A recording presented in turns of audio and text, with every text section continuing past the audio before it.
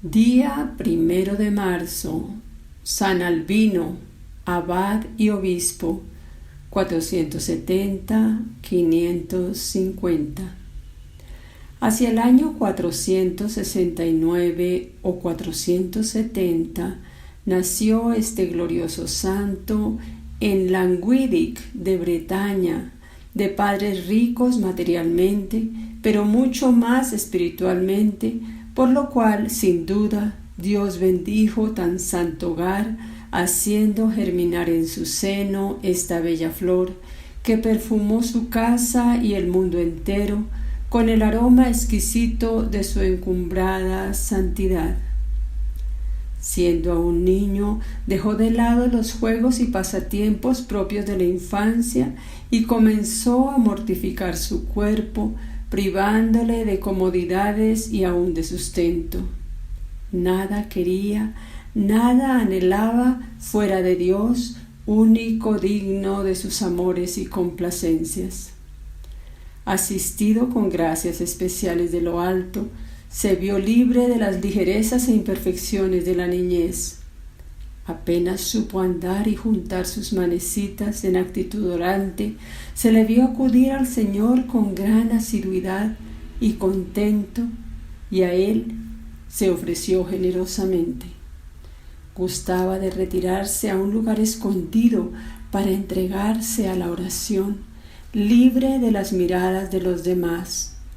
Cuando los compañeros le hacían burla por esta piedad, él se mostraba agradecido y satisfecho, considerándose feliz y dichoso al poder sufrir algo por Dios.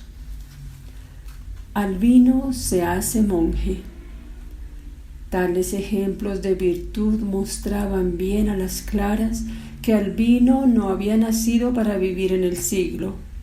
Sentía tal inclinación a las cosas del divino servicio que ya desde niño desapegó su corazón de todo afecto y afición a las riquezas y dignidades de este mundo que tanto podían solicitarle y atraerle a causa de la ventajosa posición de sus padres. No se contentó con menospreciar los bienes terrenales, sino que quiso renunciar completamente a todos ellos y, a pesar de la viva oposición de sus padres, profesó en el monasterio de Sincilac, situado cerca de Angers. Aún viviendo en el claustro, la nobleza de su origen era un peligro para su virtud, pues le permitía disfrutar de algunos privilegios o exenciones, pero él supo evitar este escollo con suma prudencia y humildad y someterse a todas las observancias regulares. A la renuncia de los bienes terrenales y de su brillante porvenir en el mundo, siguióse muy pronto el ejercicio de las más heroicas virtudes y, como la humildad es la base de todas ellas, procuró adquirirla en grado sumo, ejercitándose en todos aquellos actos que redundasen en el desprecio de sí mismo y en la mortificación del orgullo y vanidad. Teníase por el último de los monjes y buscaba con santo afán ocasiones de humillarse, dedicándose a los oficios más bajos y penosos del convento. Ejercitábase en continuos ayunos, vigilias y oraciones, subiendo con ello en breve tiempo a tan alto grado de perfección que aventajó en mucho a los más antiguos y santos religiosos. Causaba admiración más que otra cosa su porte grave y recogido. Levantaba los ojos solo para mirar al cielo y contemplar las maravillas creadas por el Señor. En ese libro incomparable de la naturaleza veía Albino un reflejo de las bellezas de Dios y estudiaba las divinas perfecciones, inflamándose más y más su corazón en santas dilecciones. Dentro del monasterio desconocía cuánto le rodeaba. Si tenía que salir de él por razón de obediencia, procuraba custodiar solícito la entrada de su corazón, dentro del cual proseguía sus tiernos coloquios con el Señor. Mas plugo a Dios poner de manifiesto lo mucho que el joven novicio le agradaba y complacía.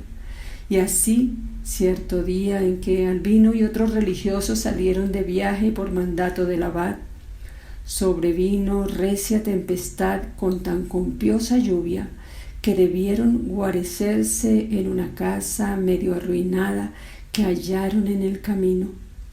Pero sucedió que, debido a la violencia del huracán, vínose abajo el tejado que los cobijaba y quedáronse sin abrigo. Mas, oh maravilla, el agua que caló a los compañeros de Albino respetó a éste sin que ni una sola gota cayera sobre él. San Albino, abad y obispo. Los monjes, admirados de la virtud y santidad del humilde religioso, le eligieron abad del monasterio en el año 504.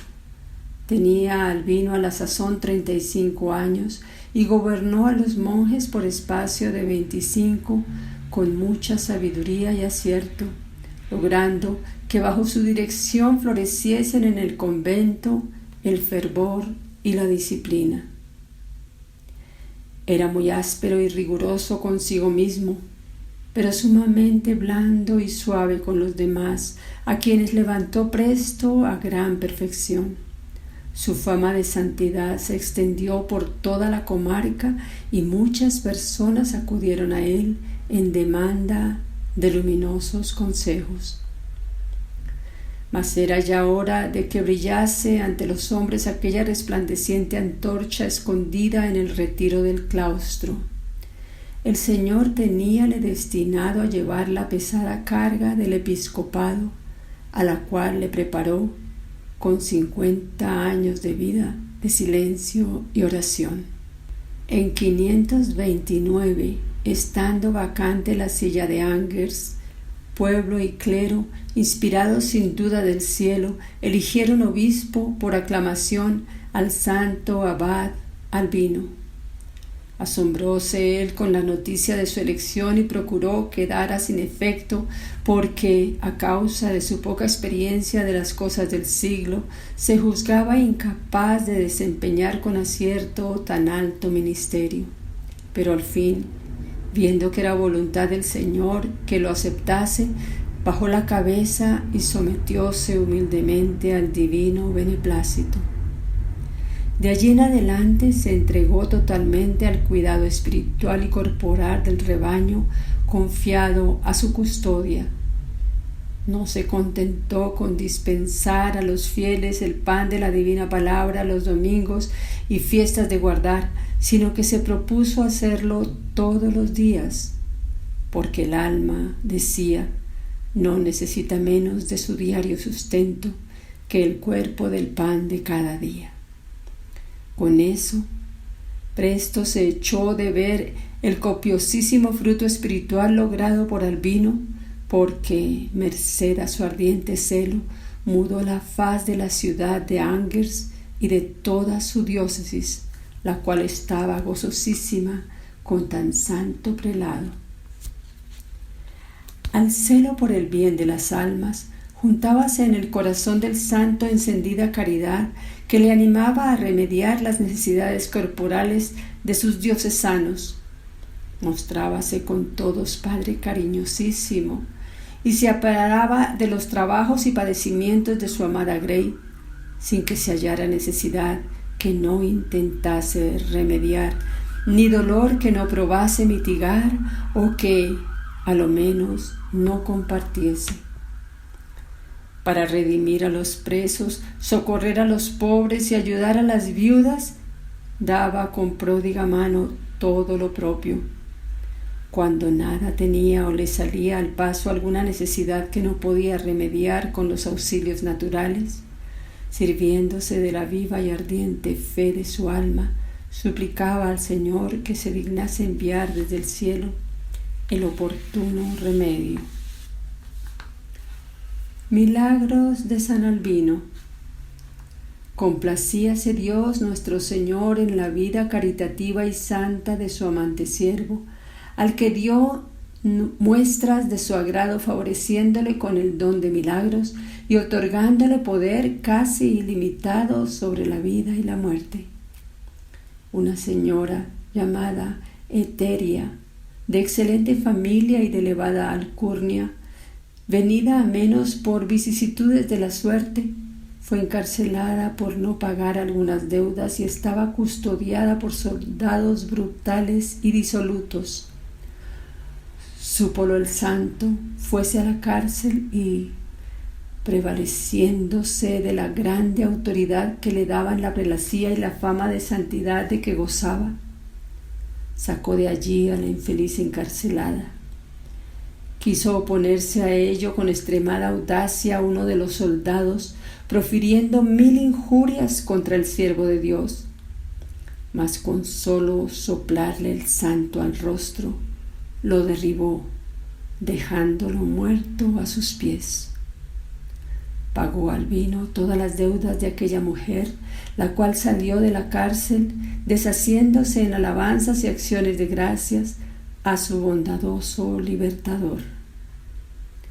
Así como un solo soplo de su boca bastaba para dejar sin vida a quien de ella se hacía indigno, así también una sola palabra suya tenía virtud suficiente para dar vida a quien santamente había de emplearla.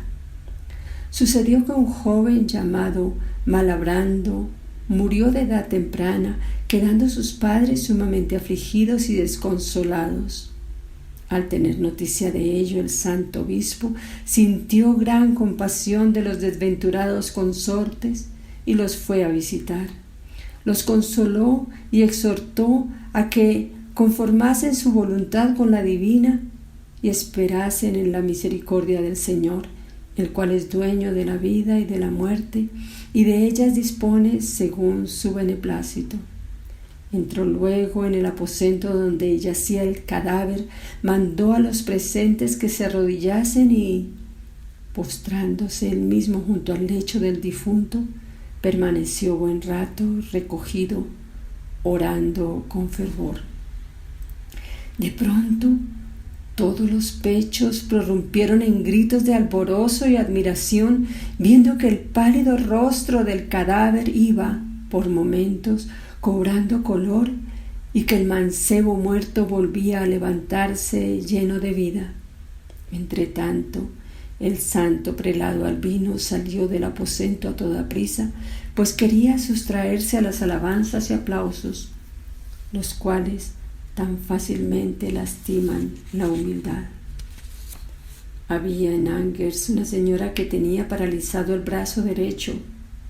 Llena de confianza en el valimiento del santo prelado, fuele a visitar, suplicándole que por caridad la curase. En oyendo Albino la palabra caridad, conmoviéronsele las entrañas y haciendo la señal de la cruz sobre el brazo enfermo, devolvió al punto calor y vida y aquel miembro hasta entonces frío y muerto. 3 ciegos cobraron la vista y muchos paralíticos el uso de sus miembros con solo hacer el santo sobre ellos la señal de la cruz. Otorgó el Señor a su siervo maravillosa virtud para redimir a los encarcelados y lanzar los demonios del cuerpo de los posesos. Los presos de una cárcel de Angers suplicaron un día al virtuoso y caritativo prelado que intercediese por ellos ante el juez para que los soltase, prometiéndole que, si lograban libertad, luego se arrepentirían de sus culpas y harían penitencia de sus delitos. El santo varón se llenó de gozo considerando aquellos buenos propósitos y nobles sentimientos de los presos, y a toda prisa fue a hablar con el magistrado e imploró para ellos clemencia y perdón. Era el juez hombre de muy malas entrañas y duro en extremo, y ni con ser persona de tan alta categoría y virtud la que pedía gracia, quiso atenderla, no teniendo para nada en cuenta las súplicas del bondadoso pastor. No insistió Albino en su demanda, contentándose con decirle: «Pues bien, ya que vuestro corazón no se inclina a perdonar a los presos, acudiré al Señor, seguro de hallarle más compasivo que vos». Con esto despidióse del juez y partió. Entrando luego en una iglesia cercana, permaneció en oración hasta ya muy entrada la noche. Cosa maravillosa, mientras estaba suplicando al Señor que hiciese brillar su misericordia en favor de los detenidos, desprendióse una enorme piedra de una pared de la cárcel, con lo cual hallaron los presos franca salida. Maravillados a la vista del prodigio y tomando por los cabellos tan oportuna ocasión, huyeron todos y fueron a la iglesia a dar gracias a Dios que había obrado tan gran milagro para salvarlos. Hallaron en ella al santo obispo, hincadas las rodillas en el suelo y absorto en fervorosa oración, y, reconociéndole, arrojáronse a sus pies y se los besaron. Llamándole su verdadero Salvador, diéronle gracias y le prometieron llevar en lo sucesivo vida más arreglada y cristiana. Otro día, una infame mujerzuela, llevada del maligno espíritu, fue a visitar al santo y, llegándose a él, comenzó con grandes voces a injuriarle. Tanto creció la rabia del demonio con la vista de aquel virtuosísimo y santísimo varón, que, no pudiendo nada contra él, lastimó a la desdichada mujer, haciendo que uno de sus ojos se le hinchase de repente en forma que, más que un ojo, aquello parecía una bola llena de sangre. El santo compadecióse mucho de la desgraciada y se indignó sobremanera, viendo con qué saña se cebaba en ella el maligno espíritu. A éste amonestó Albino con estas palabras: «Dime, espíritu inmundo, ¿quién te ha dado licencia para atormentar así a una criatura del Señor?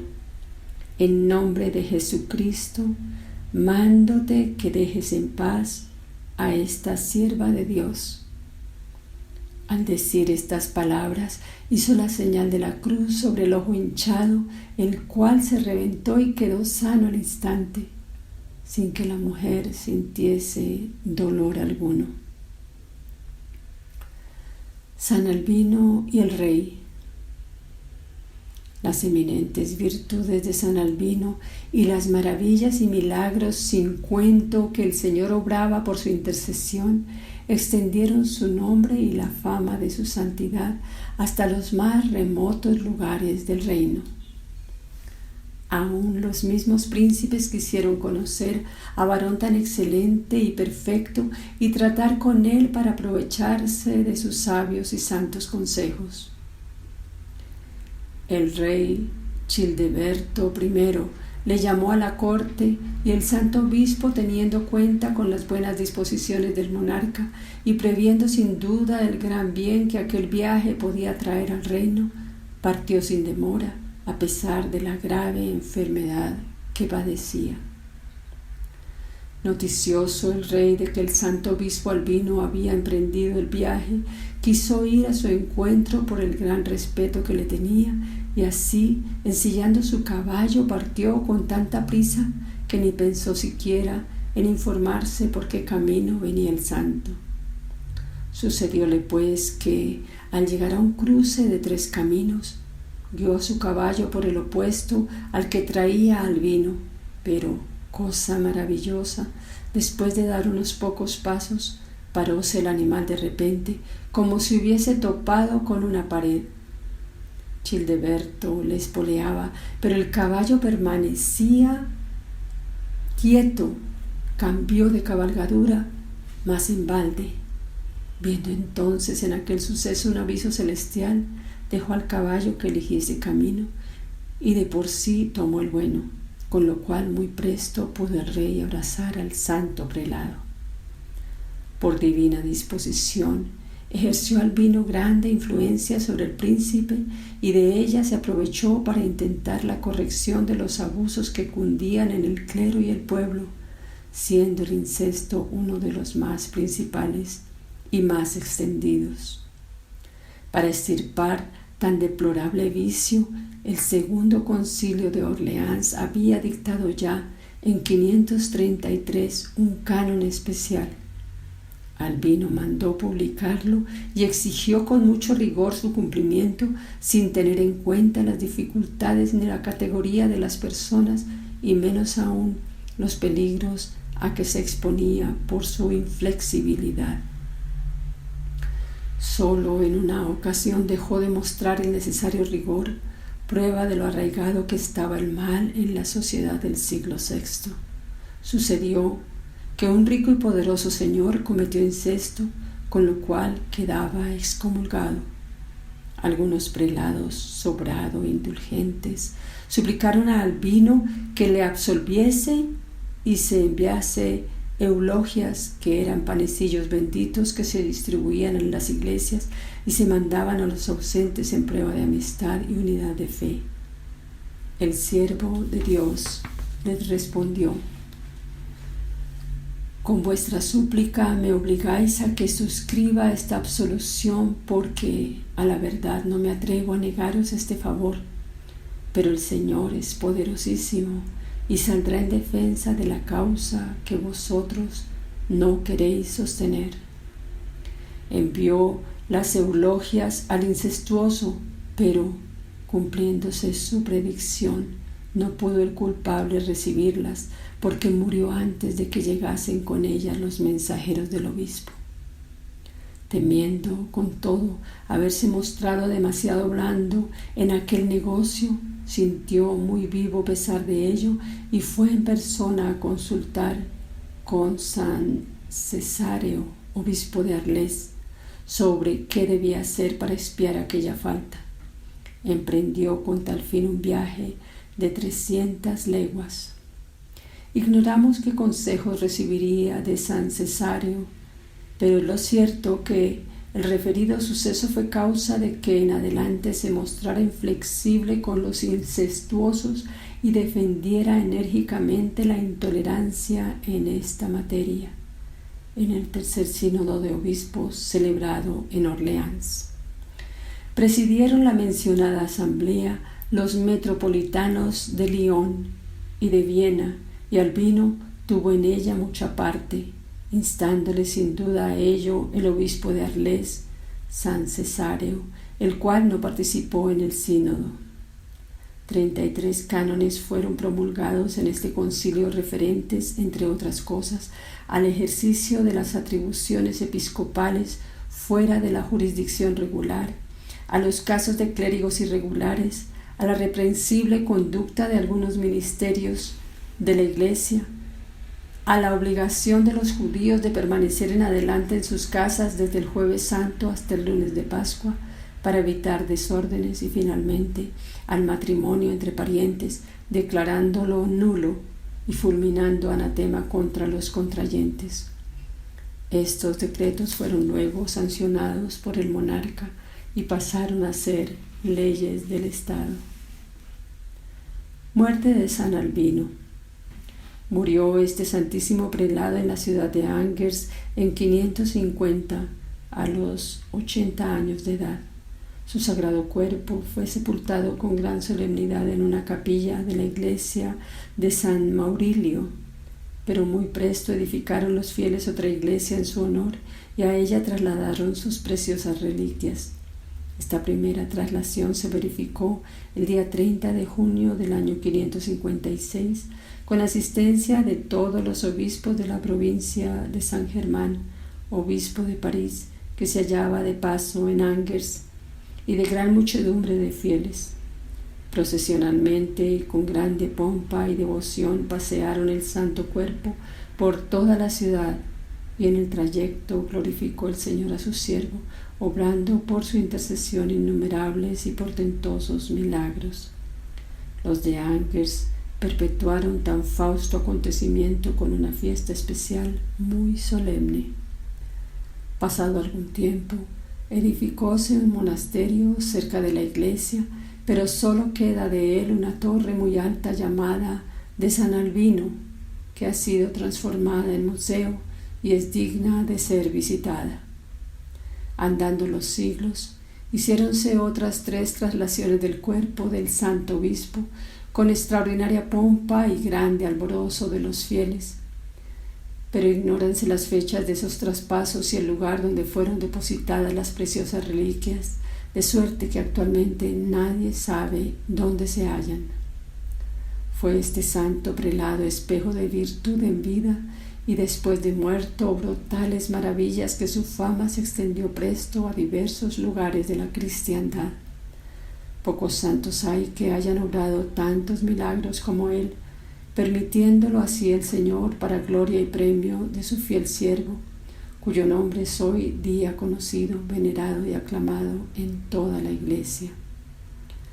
Antes de la Revolución Francesa, muchas iglesias hacían conmemoración solemne de este santo, a lo menos 2 veces al año, los días 1 de marzo y 1 de julio, y su nombre se halla en la liturgia protestante de la Iglesia Anglicana en el día 17 de junio. Muchas son las parroquias que llevan la advocación de San Albino. A mediados del siglo IX, la ciudad de Grande, en Bretaña, fue librada de la invasión normanda merced a la intercesión de San Albino, y desde ese día le eligió solemnemente por patrón principal. Hay en la parroquia de Moisleins un dedo de la mano del santo, que pudo salvarse de los desastres de la Revolución, y 3 veces al año, el día 1 de marzo, el lunes de Pascua y el de Pentecostés, innumerables peregrinos acuden a venerar tan preciosa reliquia.